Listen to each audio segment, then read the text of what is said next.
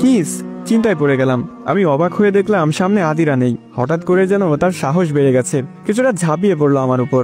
বিছানায় পড়ে গেলাম। মুখ দিয়ে কোনো শব্দ বের হচ্ছে না। বিস্ময় আর রাগ দুটোর কোনোটাই কন্ট্রোলে নেই।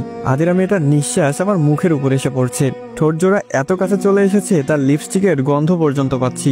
দম বন্ধ হয়ে আসার সময় হয়েছে। কোনো মতেই নিঃশ্বাস নিলাম।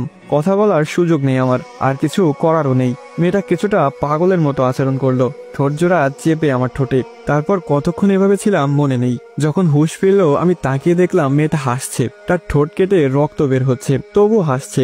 যখন সজ্ঞানে ফিরলাম তখন ইচ্ছা হচ্ছিল থাপ্পড় দিয়ে 32টা দাঁত ফেলে দেই, কিন্তু রক্ত দেখে রাগ পড়ে গেল। কিছু বলতে পারলাম না। মেয়েটাকে রক্ত খেকো পিসাচিনি মনে হচ্ছে। ছোটবেলায় একটা কার্টুন দেখতাম, নাম মনে নেই, তবে সেখানে যে পিসাচিনিটা ছিল ঠিক তেমনই লাগছিল আদিরাকে। মেয়েটা ফ্রেশ হয়ে আসলো, রক্ত বের হচ্ছে না এখন, তবে বুঝতে পারছি কয়েকদিন ভুগতে হবে তাকে। ঝাল কিছু খেতে পারবে না।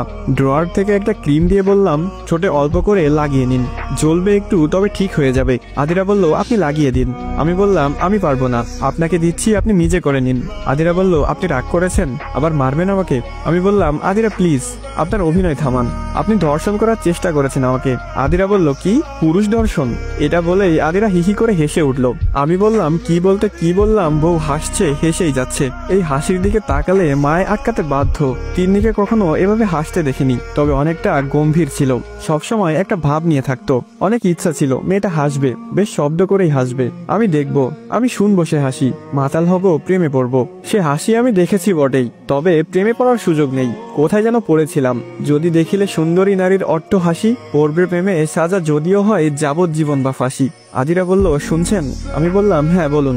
আপনি লাগিয়ে দিন না, ভীষণ জ্বলবে, আমি লাগাতে পারবো না, আরো কেটে যাবে চাপ লেগে। আমি বললাম আচ্ছা এদিকে আসুন। আমি মনে হয় আদিরাকে কাছে আসতে বলিনি, বলেছি আসো আমার শরীরের সাথে মিশে যাও। সে এতটাই কাছে এসেছে আমি মাতাল হয়েছি, সত্যি আমি মাতাল হয়েছি। আমি দেখছি সামনে তিন্নি দাঁড়িয়ে, সে ঠোঁটটা এগিয়ে দিয়েছে আমার দিকে। গোলাপের পাপড়ির মতো ঠোঁট, চিকন ঠোঁটে লাল বর্ণ ধারণ করেছে। ঠোঁটে ক্রিম লাগাতেই মেয়েটা এমন একটা ভাব করলো যেন সে প্রচুর ব্যথা পেয়েছে। আমি সরে এলাম। এরপর কি হবে তা আন্দাজ করা কঠিন কিছু না। মেয়েটা একবার কিস করেছে, সাহস বেড়ে গেছে, এখন সুযোগ পেলেই করবে। মানুষ বলতেই এমন, একবার কোনো কঠিন কাজ করার পর সেটা এতটা সহজ মনে হয় যে তখন আমরা ভুলেই যাই এই কাজটা করা সত্যি কতটা কষ্টের ছিল। আদিরার বাসা থেকে লোক এসেছে তাকে নিতে। একজনের দাড়ি সেই লম্বা, দাদু মনে হয়। আমি সেভাবে চিনি না। লোকটাকে সালাম দিলাম। তিনি জানালেন আমাদের নিয়ে যেতে চাই, 3 দিন থাকতে হবে তাদের বাসায়। আমি বুঝিয়ে বললাম আমি যেতে পারবো না। তারা দুপুরে খাওয়া দাওয়া করে আদিরাকে নিয়ে চলে গেল। যাক, কয়েকটা দিন শান্তিতে থাকতে পারবো। সেদিন রাতে ঘুমালাম, তবে মাঝরাতে ঘুম ভেঙে গেল। কই আদিরা কই গেল? মেয়েটা তো আমাকে জড়িয়ে ধরে ঘুমাই, আজ কই সে? কিছুক্ষণ ভাবলাম আদিরা কোথায় গেল। মাঝরাতে ঘুম ভেঙে গেলে অনেক কিছুই মনে থাকে না, তেমনটাই হয়েছে। প্রায় মিনিট 5 ভাবার পর মনে হলো আদিরাকে তো পাঠিয়ে দিয়েছি দুপুরে। কিছুটা হাসলাম, কিছুটা ভাবলাম মেয়েটাকে কি সত্যিই ভালোবেসে ফেললাম নাকি। সে রাতে আর ঘুম হলো না। সকাল হতেই কেন জানি আমি চাইছিলাম আদিরা মেয়েটা আসুক, আজ চলে আসুক, আজকে রাতে আবার জড়িয়ে ধরে ঘুমাক। আমি মেয়েটার পাশে পাশে থেকেও একটু লুকিয়ে থাকি। হঠাৎ আদিরাকে নিচে দেখলাম, সে এসেছে, তাড়াহুড়ো করেই আসছে এদিকে। আমি জানি না কেন আদিরাকে দেখে অনেকটা খুশি হয়েছিলাম। মেয়েটা রুমে আসতেই আমাকে জড়িয়ে ধরলো, জড়িয়ে ধরেই কাঁদতে লাগলো। এতটা শক্ত করে সে এর আগে কখনো ধরেনি আমাকে। তবে কান্নার কারণ কি? আদিরা আদিরা চুপচাপ। আদিরা কি হয়েছে, কাঁদছেন কেন? এরপরও চুপচাপ। এবার বেশ ধমকের সাথেই বললাম আপনি বলবেন নাকি আমি চড় মারবো? আদিরা কান্না থামিয়ে বলল আচ্ছা আপনি তিন্নি আপুকে পেলে আমাকে ছেড়ে দিবেন তাই না? আমি বললাম হঠাৎ এই প্রশ্ন?